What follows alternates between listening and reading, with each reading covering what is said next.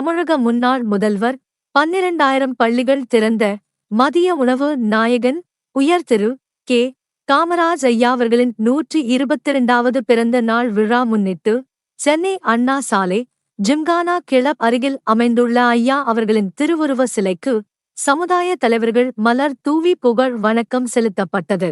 இந்த நிகழ்ச்சியில் அம்பேத்கர் மக்கள் சக்தி தலைவர் பொன் ராஜேந்திரன், சென்னை தொழிலாளர் விடுதலை முன்னணி தொழிற் சங்க பொருளாளர் டாக்டர் ஏழு யஸ்வந்த் ராவ் அம்பேத்கர், இந்திய குடியரசு கட்சி சக்தியார் பிரிவு தலைவர் தளபதி எம். ராஜன், தீண்டாமை ஒழிப்பு முன்னணி என். சுவாமிநாதன், டாக்டர் அம்பேத்கர் ஜனநாயக பேரவை தலைவர் உத்திஷ்ட ஜெய்பியூ நாகபூஷணம் மற்றும் பலர் கலந்து கொண்டனர்.